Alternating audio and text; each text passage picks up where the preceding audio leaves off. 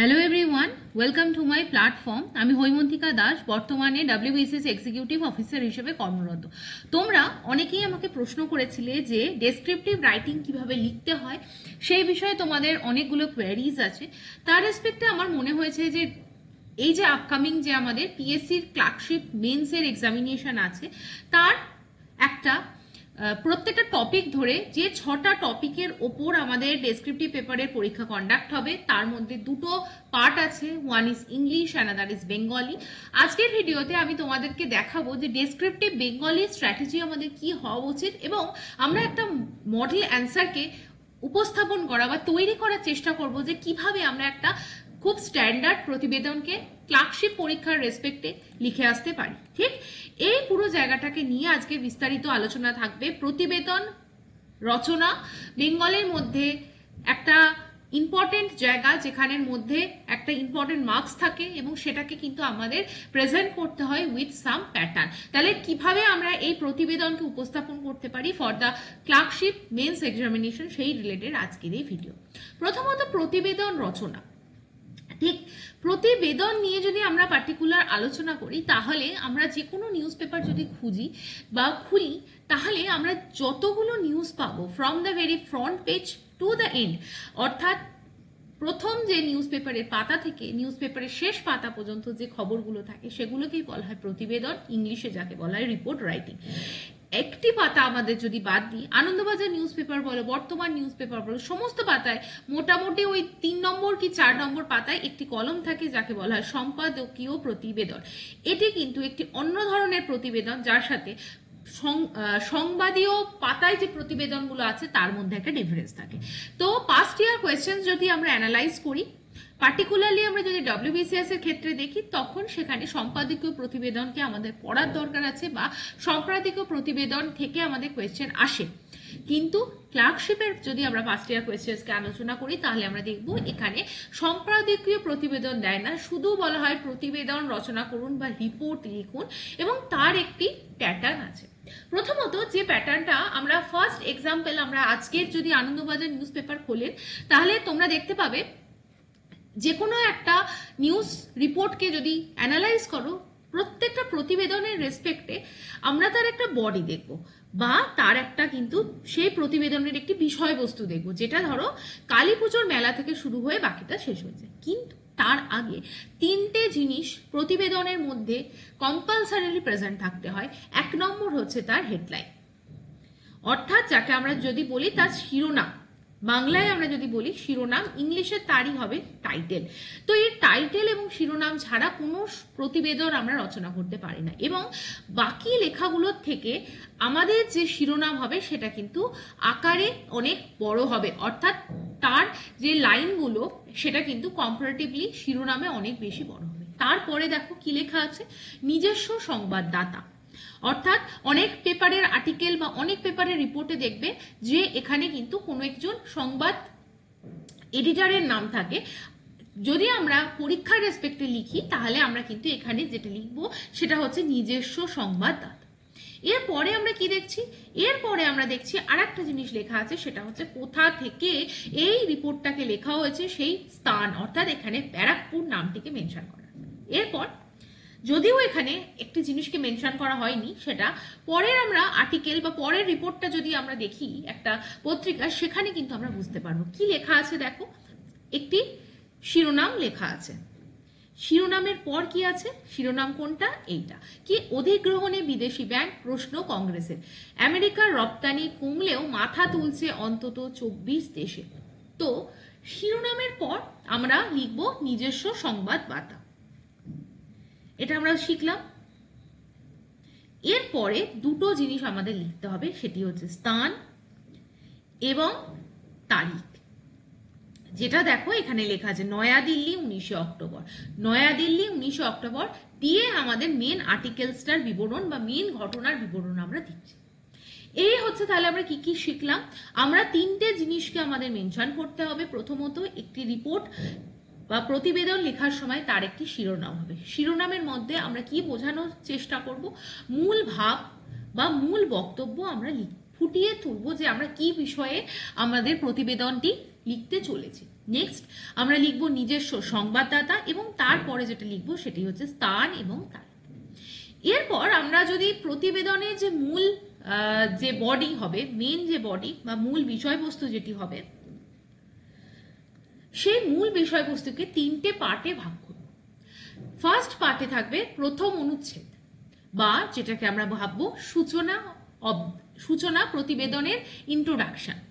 Second অনুচ্ছেদে আমরা যেই আমাকে প্রতিবেদনটা লিখতে বলা হয়েছে যে বিষয় নিয়ে, তার একটি বিস্তারিত বিবরণ বা বর্ণনা দেব। আর তৃতীয় অনুচ্ছেদে আমরা কি লিখবো, এটা বিস্তারিত বর্ণনা হবে না, এটা হবে কিন্তু আমাদের উপসংহার, বা আমরা একটা কনক্লুশনে রিচ করব তৃতীয় অনুচ্ছেদে। ঠিক, তাহলে আমরা প্রথম অনুচ্ছেদে কি করব, সূচনা লিখব। সূচনার মধ্যে কিভাবে লিখব, যে মূল যে ঘটনাটা নিয়ে তোমায় প্রতিবেদন লিখতে বলবে সেই মূল সারাংশটা লিখব। পটভূমি লিখতে পারি, এবং কারণ যে কি ঘটনাটা ঘটেছে, এই 3টে বিষয়কে মূলত আমরা ফোকাস করে প্রথম অনুচ্ছেদটা লিখব। যেহেতু এটা ক্লার্কশিপের রেসপেক্টে আমাদের প্রতিবেদন, তাই মূল যে সারাংশ বা মূল যে বিষয়বস্তু যেটা আমরা প্রথম অনুচ্ছেদে লিখব, সেটা আমরা চেষ্টা করব 3 লাইনের মধ্যে শেষ করার জন্য। 3 থেকে আমরা ম্যাক্সিমাম 4 লাইন এখানে ইউজ করব। এরপরে আমরা চলে আসবো দ্বিতীয় অনুচ্ছেদে। দ্বিতীয় অনুচ্ছেদে আমরা কি লিখবো, ঘটনার বিবরণ, অর্থাৎ ঘটনাটি কিভাবে ঘটলো তার কিছু পূর্ণাঙ্গ বিবরণ। কোনো তথ্য যদি আমাদের থাকে, সেই তথ্যভিত্তিক প্রতিবেদনে আমরা তথ্যকে লিখবো এবং তার সংশ্লিষ্ট অন্যান্য তথ্য সেখানে আমরা তুলে ধরবো। মূল যে বডিটা হয়, the main part of the report, যেটাকে আমরা বলি বাংলায় যে মূল বিষয়বস্তু, যেটা প্রতিবেদনে আমরা লিখছি, দ্বিতীয় অনুচ্ছেদের মধ্যেই আমরা লিখবো। এবং এটা কিন্তু একটু বড় হবে, এবং এখানে আমরা প্রায় 8 থেকে 10 লাইন পর্যন্ত বরাদ্দ করতে পারি। এবং লাস্ট আমরা চলে আসবো তৃতীয় অনুচ্ছেদ প্রতিবেদনে, যেখানে আমরা ফলাফল বা উপসংহার লিখব। কোনো একটি ঘটনা কিভাবে ফলাফল ফেলছে জনসাধারণের ওপর, সমাজের ওপর তাদের কি প্রভাব, এবং আমরা একটা সুন্দরভাবে আমরা নিউট্রাল বা নিরপেক্ষ একটি মতামতের মাধ্যমে আমাদের উপসংহারটাকে শেষ করবে। এবং এখানেও আমরা প্রথম অনুচ্ছেদের মতনই 3 থেকে 4টি লাইন এখানে ইউজ করব। ঠিক, এই সমস্তগুলোকে মাথায় রেখে আজকে তোমাদেরকে একটা প্রতিবেদন রচনা যদি আমরা করতে দিই, বা আমি চেষ্টা করি তোমাদের সাথে একসাথে একটি প্রতিবেদন রচনা করার, এবং পরীক্ষায় যদি ধরো এরকম একটি টপিক তোমাদের এলো, তোমরা পরীক্ষার প্রস্তুতি নেবে, পরীক্ষায় লিখবে, কিন্তু ধরো একটা আনকমন টপিক তোমাদের এলো, এবং আনকমন টপিক আসার চান্সই কিন্তু তোমাদের 90%-এর ওপর। কারণ তুমি যতই প্র্যাকটিস করে যাও, পরীক্ষায় কিন্তু পার্টিকুলার টপিক কমন পাওয়া খুবই খুবই দুরূহ একটি ব্যাপার। তার থেকে আমার মনে হয় আমরা প্যাটার্নটা, আমরা যদি তার স্ট্র্যাটেজিটা বুঝতে পারি, আমার মনে হয় প্রতিবেদন রচনা করা অনেক বেশি সহজতর হবে। প্রতিবেদনের বিষয়বস্তুটা আমরা কি পড়বো, ধরো পরীক্ষায় কোয়েশ্চেন দিয়েছে সোশ্যাল মিডিয়ার আসক্তি এবং যুব সমাজের সংকট নিয়ে একটি রিপোর্ট রচনা করুন বা প্রতিবেদন রচনা করুন। তাহলে আমরা যে মুহূর্তে কোয়েশ্চেন পেপারটা পেলাম বা প্রশ্নপত্রটা পেলাম, আমরা প্রতিবেদনের যে মূল জায়গাটা সেটাকে একবার ভালো করে পড়ব। তাহলে এখানে কি কি জায়গা নিয়ে আমাদের লিখতে বলা হয়েছে, সোশ্যাল মিডিয়া ওপর যুব সমাজের যে আসক্তি এবং যুব সমাজের এই যে আসক্তি একটি সংকটের কারণ হয়ে দাঁড়িয়েছে, সেই দুটো নিয়ে আমাদের বিষয়টাকে বিশ্লেষণ করতে হবে। তাহলে আমরা লিখে নেব খাতায় আসক্তি এবং যুব সমাজের সংকট। ঠিক, আমি তোমাদেরকে একটা সাজেশন দিই, take it as a suggestion. একটা কোয়েশ্চেন পেপারের অপোজিট পেজে যেখানে ফাঁকা আছে, বা তুমি যে কপিটা লিখছো সেখানে যদি কোনো পেছন পাতা থাকে, লাস্ট পেজ, সেখানে একটা পেন্সিল ইউজ করো আর একটা ইরেজার ইউজ করো। ঠিক, এরপরে তোমরা যখন ড্রাফটটা করবে, মেন একদম ফ্রন্ট পেজে উত্তরটা ফাইনাল না লিখে আমার মনে হয় বেটার কি last page of your copy, অথবা তোমাদের যে কোয়েশ্চেন পেপারটা থাকবে সেই কোয়েশ্চেন পেপারটাকে ইউজ করতে পারো to make a draft of the report. সেই প্রতিবেদনের একটা ড্রাফট, বা তুমি কি কি লিখতে চাইছো সেটাকে জাস্ট কপি পেস্ট জাস্ট এরকমভাবে অ্যারো দিয়ে পয়েন্টারগুলোকে লেখো। তাহলে কি হবে, পরীক্ষায় যখন তুমি এই পাতাটাকে সামনে রেখে বা এই মাইন্ড ম্যাপটাকে সামনে রেখে প্রতিবেদনটাকে লিখবে, একটু হলেও লেখাটা অনেক উন্নত মানের হবে। তোমাদের মনে হতে পারে যে খুব কম সময় আছে, কিন্তু আমি যদি এটা প্র্যাকটিস করি আমার মনে হয় এটা কিন্তু করতে খুব বেশি সময় লাগবে না, কারণ তুমি জেনারেল ভাবতেও তোমার একটা কিন্তু সময় লেগে যাবে। ঠিক, এরপর চলো আমরা যে মুহূর্তে এই টপিকটা পেলাম, আমাদের তাহলে কি কি করতে হবে, আমরা 3টে অংশে প্রতিবেদনকে ভেঙে নেব। একটি হবে সূচনা। সূচনায় আমরা কি লিখতে পারি, যে সূচনার মাধ্যমে আমরা লিখতে পারি যে সোশ্যাল মিডিয়া কিসের জন্য আমাদের এসেছিল। সোশ্যাল মিডিয়ার যে আগমন বা প্রচলন, এটা কিন্তু মানুষের দৈনন্দিন জীবনকে অনেক বেশি সহজতর করার জন্য, বিনোদন প্রিয় করার জন্য এসেছিল। তাহলে আমি একটা পজিটিভ নোটে এটাকে শুরু করলাম কি সোশ্যাল মিডিয়া এটা এসছে কিসের জন্য, এর প্রচলনটা কিন্তু হয়েছে আমাদের দৈনন্দিন জীবনকে সহজ করার জন্য। ঠিক, এটা আমরা লিখতে পারি, কিন্তু আমরা সাইমালটেনিয়াসলি এটাও লিখবো মেন যে সোশ্যাল মিডিয়ার যে প্রভাবটা নিয়ে প্রতিবেদন রচনা করতে বলেছে সেটাকে আমরা কিন্তু তুলে ধরবো। কিন্তু যুগের সাথে সময়ের সাথে কি হয়েছে, এর যে বিরূপ দিকটি সেটাও কিন্তু সামনে এসছে, তাই তো? এবং তার যে বিরূপ প্রভাব সেটা সমাজের একটা স্তম্ভ, মেন ভিত্তি আমাদের যুব সমাজের ওপর পড়েছে। এইটুকখানি আমরা যদি ভাবি, এইতে 3টে লাইন আমরা ভাবলাম, এটা দিয়ে কিন্তু আমরা আমাদের সূচনাটাকে সুন্দরভাবে লিখতে পারবো। নেক্সট চলে আসবো আমরা আমাদের মেন বডি বা মূল বিষয়বস্তুর ওপর। সেটাকে আমরা যখন ভাববো, মেনলি আমাদের লিখতে হবে যুব সমাজের ওপর সোশ্যাল মিডিয়ার নেগেটিভ ইম্প্যাক্ট বা বিরূপ প্রভাব। তো আমরা যদি ভাবি যুব সমাজকে আমরা 3টে অ্যাসপেক্টে এর প্রভাবকে আমরা ভাবতে পারি। প্রথমত আমরা যদি তার শারীরিক জায়গাটার দিকে দেখি, বা যেটাকে আমরা বলে হয় তার ওভারঅল ডেভেলপমেন্ট, সেখানে দেখো যত সোশ্যাল মিডিয়া আমরা করবো, সোশ্যাল মিডিয়ার দুনিয়ায় আমরা যত বুঁদ হয়ে থাকবো, তত আমরা আমাদের যে কায়িক পরিশ্রম সেটা থেকে আমরা দূরে চলে যাব। তাহলে এই পয়েন্ট আমার মনে এলো, কায়িক পরিশ্রম আমরা করব না। এর ফলে কি হবে, আমাদের শরীরে রোগ দানা বাঁধবে। তাহলে এই দুটো পয়েন্টকে আমরা মেনশন করতে পারি। এরপর আমরা কি ভাববো, মানসিক জায়গাটা। সোশ্যাল মিডিয়ায় সারাক্ষণ থাকলে কি হয়, অন্যের জীবন সম্বন্ধে আমরা অনেক বেশি আগ্রহী হয়ে পড়ি, এবং আমাদের যে সৃজনশীল মনোভাব সেটা কিন্তু আস্তে আস্তে শেষ হতে থাকে, এবং আমরা কিন্তু একটি আর্টিফিশিয়াল জগতের দিকে চলে যাই, এবং একটি কৃত্রিম জগৎ সেটার দিকে কিন্তু আমরা অনেক বেশি আকৃষ্ট হয়ে পড়ি। এর ফলে আমাদের মনে কি আসে, অবসাদ, একাকিত্ব। এইভাবে আমরা কিন্তু খাতায় যদি জাস্ট একবার পয়েন্ট করে নিই, আমাদের লেখাটা অনেক বেশি সমৃদ্ধ হবে। এরপর শারীরিক মানসিকের পর আমরা যদি লিখি শিক্ষা জগৎ, কারণ যুব সমাজের মেন কাজ কি, শিক্ষা, শিক্ষা নেওয়া, জ্ঞান অর্জন করা। সেই জায়গা থেকেও যুব সমাজ কিন্তু অনেক বেশি দূরে চলে যাবে।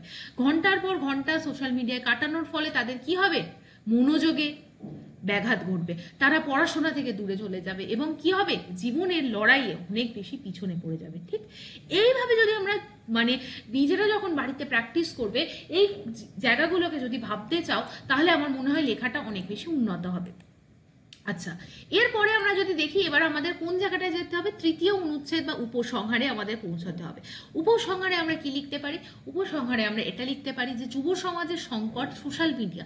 তার মানে এখান থেকে আমাদের বেরিয়ে আসতে গেলে কি করতে হবে, আমাদের পরিবার, আমাদের যদি আমাদের সমাজ, তাদেরকে অনেক বেশি গঠনমূলক কাজের মধ্যে কি করতে হবে, এই যুব সমাজকে নিয়োগ করতে হবে।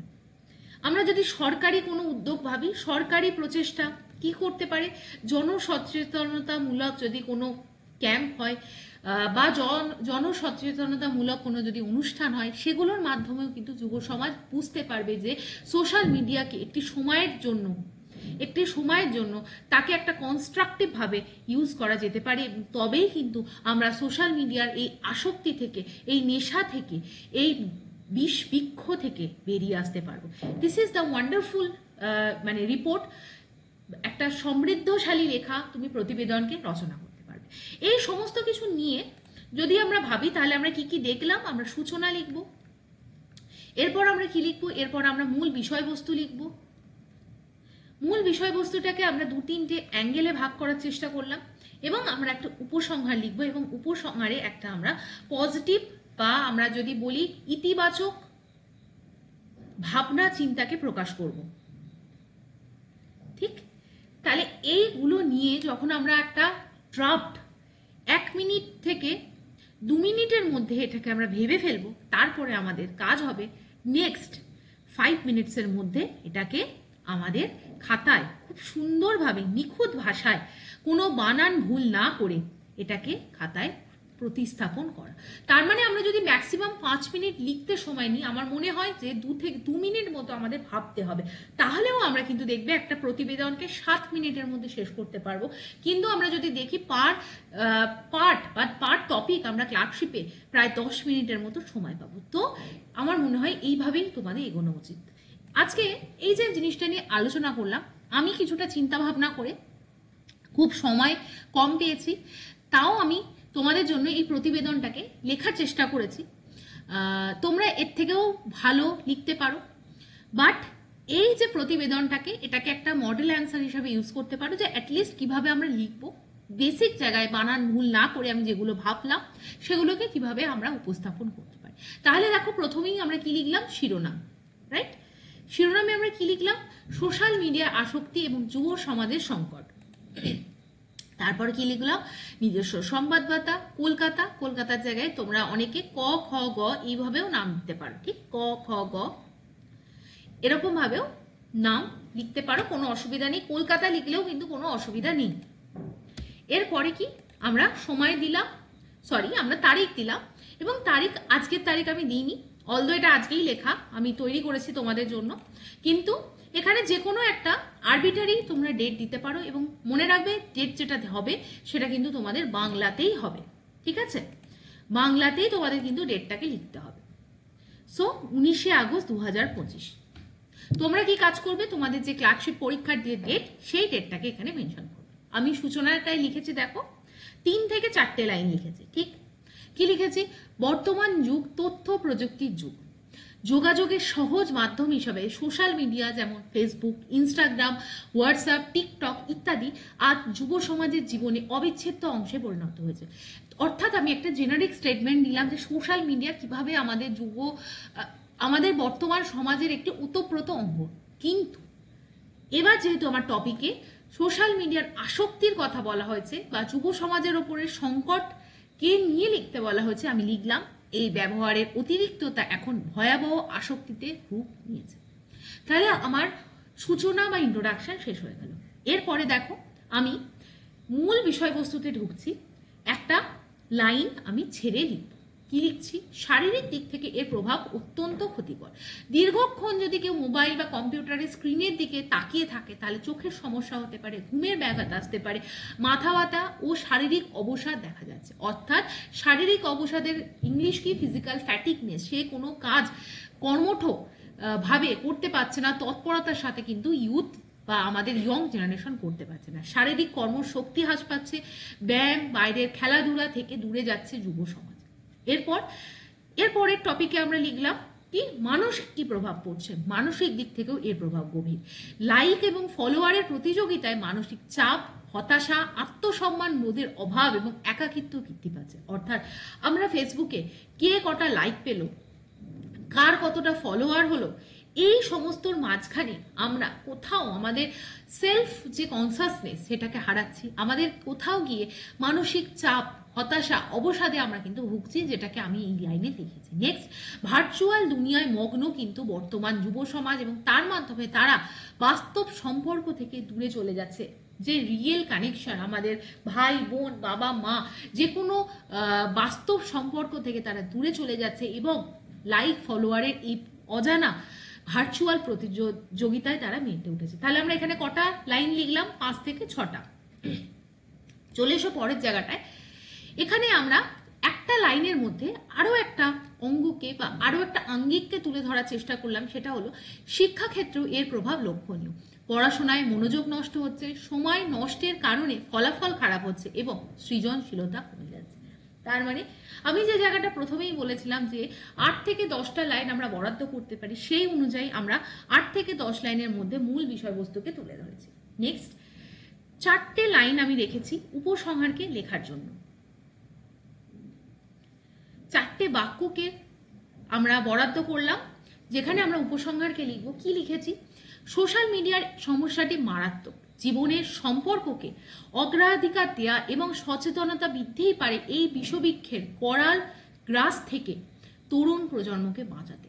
পরিবার, বিদ্যালয় এবং সমাজের সম্মিলিত প্রচেষ্টা অত্যন্ত গুরুত্বপূর্ণ। তাহলে এখানে কারা কারা ইম্পর্টেন্স আছে, যাদের গুরুত্ব আছে এই যুব সমাজকে সঠিক দিশা দেখাতে? পরিবার অর্থাৎ তার ফ্যামিলি, স্কুল বা বিদ্যালয় এবং সর্বোপরি আমাদের এই সমাজ বা এই সোসাইটি। ঠিক, এরপর সরকারি উদ্যোগে জনসচেতনতামূলক প্রচার পারে আজকে যুব সমাজকে বাস্তবতার মাটিতে দাঁড় করিয়ে গঠনমূলক কাজে লিপ্ত করতে। অর্থাৎ বিভিন্ন যে সমস্ত গভর্নমেন্ট স্কিম, বিভিন্ন গভর্নমেন্ট অ্যাওয়ারনেস প্রোগ্রাম, এগুলোও কিন্তু আমাদের যুব সমাজকে সঠিক দিশা এবং সঠিক গঠনমূলক কাজে লিপ্ত করতে পারে। সো এই ছিল আজকের পুরো প্রতিবেদন বা রিপোর্ট রাইটিং। আশা করি তোমাদেরকে বোঝাতে পারলাম যে কিভাবে একটি প্রতিবেদনকে লেখা যেতে পারে, উপস্থাপন করা যেতে পারে। কোনো লাইনে আমি এমন কোনো শব্দ বা বাক্যকে আনিনি যেটা কিন্তু খুব গুরুগম্ভীর মাত্রা দিচ্ছে এবং শব্দগুলো খুব জটিল শব্দ। আমাদের ডে টু ডে লাইফে, প্রাত্যহিক জীবনে আমরা যে শব্দ ভাণ্ডারকে ইউজ করি, সেই সমস্ত শব্দ ভাণ্ডার দিয়েই কিন্তু একটা প্রতিবেদনকে সুন্দরভাবে উপস্থাপন করা যায়। তো এই ছিল আজকের একটা জায়গা। তোমরা অনেকেই আমাকে মেল করেছিলেন বা তোমরা অনেকেই আমার সঙ্গে যোগাযোগ করতে চাইছো WBCS এর পাশাপাশি ওয়েস্ট বেঙ্গল পাবলিক সার্ভিস কমিশনের এই যে ক্লার্কশিপ পরীক্ষা, তার রেসপেক্টে তোমরা ইনকোয়ারি করেছো, অনেকে কমেন্ট করেছো আমি দেখলাম। তার রেসপেক্টে জাস্ট বলে রাখা, তোমরা যদি কেউ ক্লার্কশিপের রেসপেক্টে আমার কাছ থেকে গাইডেন্স চাও, তোমাদেরকে কম্প্রিহেন্সিভ প্র্যাকটিস সেট, প্রপার এইভাবে কি মডেল অ্যান্সার হতে পারে, স্ট্যান্ডার্ড অ্যান্সার কিভাবে লিখতে হয়, সেগুলো 4টে ফুল লেন্থ টেস্ট, তার প্রপার কপি চেকিং এবং ফিডব্যাক এবং বিভিন্ন রেলিভেন্ট টপিকস রিপোর্ট রাইটিং, এছাড়া প্রেসিজ ট্রান্সলেশন কিভাবে করতে হয়, সেগুলোর রেসপেক্টে কিন্তু কমপ্লিটলি আমি পার্সোনালি তোমাদেরকে গাইড করব। তোমরা কেউ যদি যুক্ত হও এই গাইডেন্স ব্যাচে, 6টা ডেসক্রিপটিভ রাইটিংয়ের উপর ক্লাস থাকবে, যার মধ্যে রিপোর্ট, প্রেসি, ট্রান্সলেশন, ইংলিশে কী করে লিখতে হয়, সিমিলারলি প্রতিবেদন, সারমর্ম এবং আমরা যদি বঙ্গানুবাদ বাংলার ক্ষেত্রে দেখি সেগুলো কি করে লিখতে হয়, ডিটেলস তোমাদেরকে ক্লাস প্রোভাইড করা হবে। এছাড়া 4টে full length date already mention করা থাকবে, সেখানে প্রপারলি তোমাদের কোয়েশ্চেন পেপার পাঠানো হবে। আর ওয়ান্স ইউ এনরোল, তোমাদেরকে 24টা মডেল অ্যান্সারের সেট দেওয়া হবে, যাতে কিন্তু তোমরা নিজেদেরকে বুঝতে পারবে যে কিভাবে আমরা লিখবো বা আমাদের যে লেখা তার থেকে আমাদের কতটা ইমপ্রুভমেন্টের দরকার হয়। কেউ যদি কন্ট্যাক্ট করতে চাও আমাকে মেল করো। মেল আইডি কোথা থেকে পাবে? মেল আইডি ডেসক্রিপশন বক্স থেকে। এছাড়া ফার্স্ট পিন কমেন্ট সেকশনে থাকবে। মেল করার সময় অবশ্যই তোমার নাম এবং কন্ট্যাক্ট নাম্বার দিও। So thank you for watching. কেমন লাগলো আজকের ভিডিওটা জানিও। ভালো থেকো, সুস্থ থেকো এবং ভালো করে তোমাদের চাকরির পরীক্ষার প্রস্তুতি নিতে থাকো।